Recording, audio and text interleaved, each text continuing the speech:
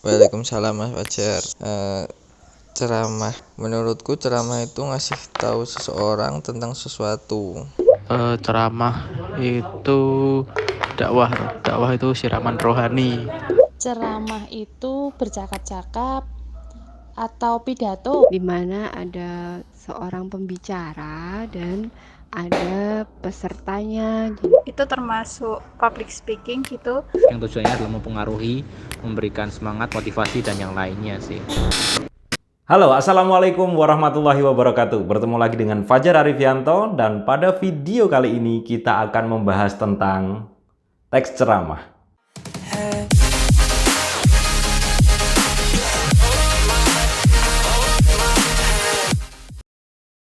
Ya, bagi teman-teman yang baru berkunjung dan menonton video di kanal YouTube Belajar Bahasa Indonesia dan Multimedia, kami biasanya membuat konten-konten video tentang pembelajaran bahasa Indonesia dan multimedia. Ibarat sekolah bahasa Indonesia adalah kurikulum wajib, kemudian konten-konten multimedia bisa dijadikan sebagai ekstrakurikuler di sekolah ini. Terima kasih yang sudah subscribe, dan bagi yang belum, saya persilakan untuk subscribe di tombol merah sebelah sana. Seperti yang sudah saya sampaikan di awal tadi, pada video kali ini kita akan membahas tentang ceramah. Mendengarkan kegiatan berbicara di depan umum tentu bukan suatu hal yang baru bagi kita. Ada banyak kesempatan yang membuat kita mendengarkan atau melihat orang menyampaikan informasi di depan umum. Hakikatnya, kegiatan berbicara di depan umum dengan tujuan menyampaikan pesan berupa informasi, nasihat, tips, trik, kemudian hiburan, itu bisa digolongkan sebagai ceramah. Berarti setiap Senin di upacara waktu masih sekolah dulu itu ada ceramah dong? Bukan, itu pidato. Pidato. Oh, berarti setiap ada acara resmi pas awal-awal itu ada ceramah. Itu sambutan. Sambutan. Oh, ya. Berarti setiap hari Jumat sama Minggu ada ceramah. Itu khutbah namanya. Kok salah semua? Ya, memang cukup sulit untuk membedakan definisi antara kegiatan-kegiatan tersebut, yaitu kegiatan-kegiatan yang secara basic atau dasar berbicara di depan umum. Ya, ada ceramah, ada pidato, kemudian ada sambutan, khutbah juga, semua berbicara di depan umum. Lalu posisi ceramah ada di mana? Ya, saya juga awalnya agak sulit untuk memisahkan pengertian dari kegiatan tersebut. Tapi setelah saya membaca beberapa literatur di internet, saya menemukan satu hal yang membuat ceramah berbeda dari kegiatan berbicara di depan umum lainnya. Ini dia.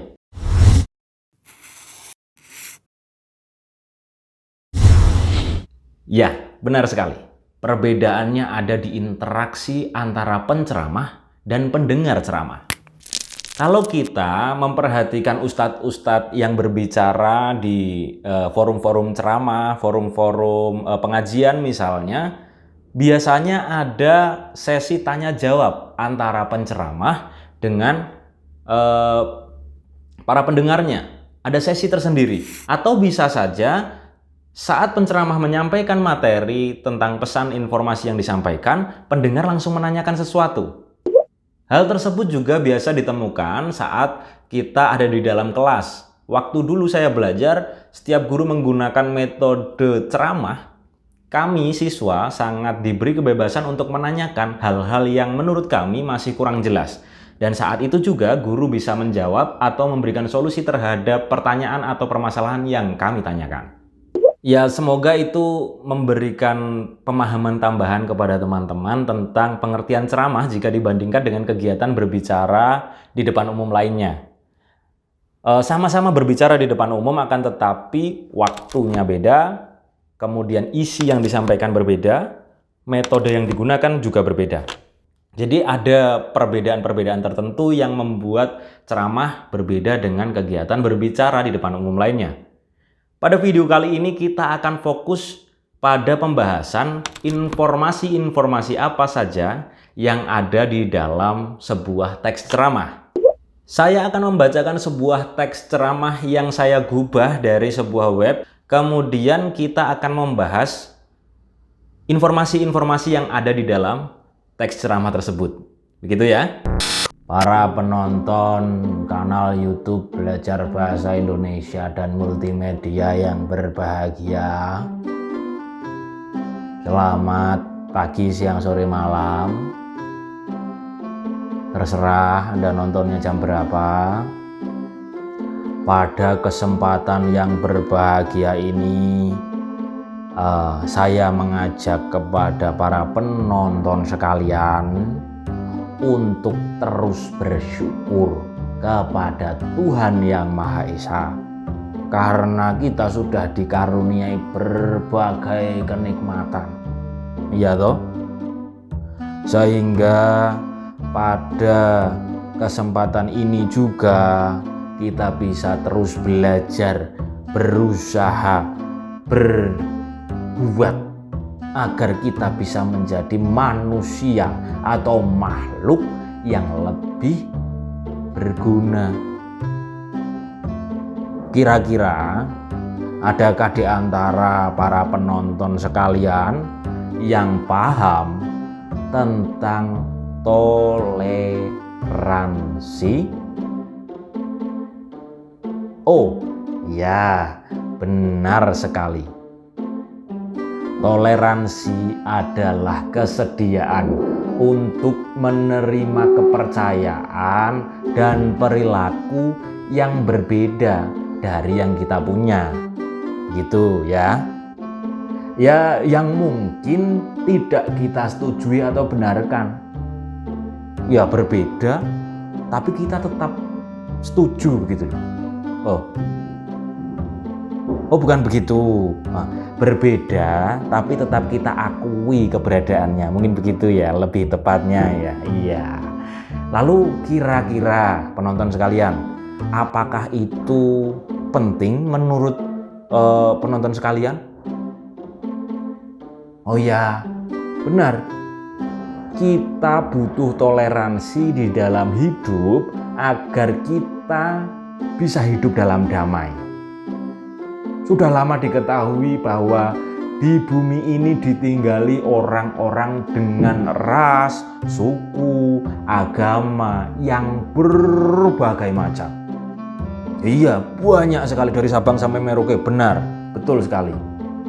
Perbedaan-perbedaan inilah yang sering mengarahkan pada cekcok di antara orang-orang dalam masyarakat.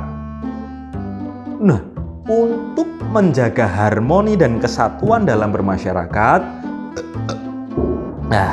dibutuhkan rasa saling menghargai ya dari anggota masyarakat itu sendiri. Jadi tidak boleh kita merendahkan. Kita harus terus saling menghargai. Kayak ngopo toh? Ngechat kok ya blak-bluk. Wah, rarti ono syuting piye. Jadi sudah ada paham ya? Sudah pada paham? Oke. Ya, jika ada pertanyaan dipersilakan.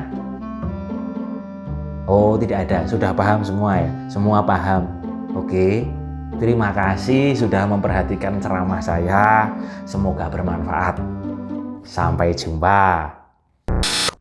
Itu tadi pembacaan teks ceramah yang versi aslinya bisa teman-teman temukan di website kalau tidak salah kompasiana.com. Nanti linknya saya cantumkan di deskripsi.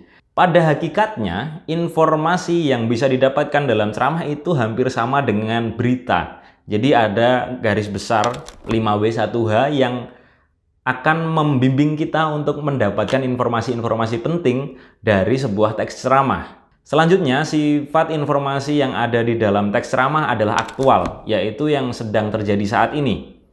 Jenis-jenis informasi termasuk dalam teks ceramah bisa dibagi menjadi beberapa bagian. Yang pertama ada informasi berdasarkan fungsi. Informasi berdasarkan fungsi juga kemudian dibagi lagi menjadi 3 jenis. Yang pertama informasi edukasi, yang kedua informasi persuasi, Dan yang ketiga ada informasi rekreasi. Edukasi itu berisi pengetahuan, persuasi itu ajakan, rekreasi itu informasi-informasi berupa hiburan. Yang kedua ada informasi berdasarkan formatnya. Ada informasi grafis, ada informasi foto, ada informasi video seperti yang sedang teman-teman simak saat ini, kemudian informasi tulis dan informasi dalam bentuk lain. Selanjutnya ada informasi berdasarkan lokasi. Kira-kira informasi tersebut mencakup lokasi seluas apa? Misalnya informasi skala desa, informasi skala kota atau kabupaten. Bisa juga informasi skala nasional atau bahkan informasi skala dunia. Selanjutnya ada informasi berdasarkan bidang kehidupan. Ada sosial, budaya, ekonomi, politik, kemudian agama, dan lain sebagainya. Jenis kelima adalah informasi berdasarkan bidang kepentingan, seperti informasi kelangsungan dan keselamatan hidup, informasi perubahan yang berpengaruh pada kehidupan orang, informasi kiat baru dan praktis, dan informasi peluang baru bagi orang yang mendengar atau membaca sebuah teks ceramah. Ya, sekarang kita lanjut pada analisis informasi yang ada di dalam teks ceramah. Hal-hal yang barusan saya sampaikan, coba kita terapkan pada teks ceramah yang tadi sudah saya bacakan. Yang pertama, informasi sesuai dengan kaidah 5W1H dan aktualitas. Teks tersebut merupakan sebuah ceramah tentang toleransi kehidupan Indonesia yang dibacakan oleh Fajar Arifianto di akhir Agustus tahun 2021. Pembacaan itu bertujuan untuk memenuhi kebutuhan pembuatan media pembelajaran YouTube dan dipilih karena toleransi dirasa merupakan salah satu pesan yang penting dan harus dikedepankan pada masa ini. Cara menumbuhkan sikap toleran menurut ceramah tersebut adalah dengan saling menghargai dan tidak merendahkan sesama anggota masyarakat. Ceramah tersebut faktual di tengah pecahnya berbagai konflik intern yang sedang terjadi di Indonesia dan belahan dunia lainnya. Selanjutnya, menurut fungsi informasi, ceramah yang tadi saya bacakan bisa digolongkan sebagai sebuah ceramah berisi informasi persuasi, yakni mengajak orang-orang yang mendengarkan ceramah untuk menjadi pribadi-pribadi yang lebih toleran. Ya, lalu menurut formatnya, informasi tersebut bisa dikategorikan sebagai sebuah informasi dalam bentuk atau format video. Kemudian karena menggunakan bahasa Indonesia dan masalah yang diangkat adalah lingkup nasional, maka contoh teks ceramah yang tadi saya bacakan bisa dikategorikan dalam informasi yang berlokasi nasional. Kalau berdasarkan bidang kehidupan, informasi tadi bisa dimasukkan ke dalam golongan informasi sosial. Kemudian, jika ditilik atau dilihat dari kepentingan informasi, teks ceramah yang tadi saya bacakan mengandung informasi yang menyangkut perubahan dan memberikan pengaruh pada kehidupan pembacanya.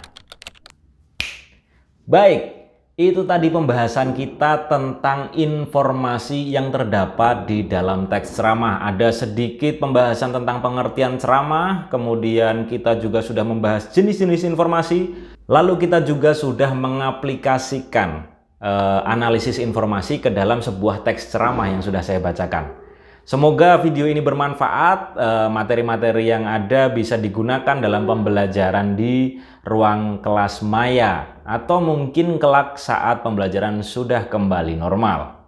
Saya Fajar Arifianto undur diri, terima kasih yang sudah subscribe, like, komen, dan share video ini, semoga bermanfaat. Assalamualaikum warahmatullahi wabarakatuh.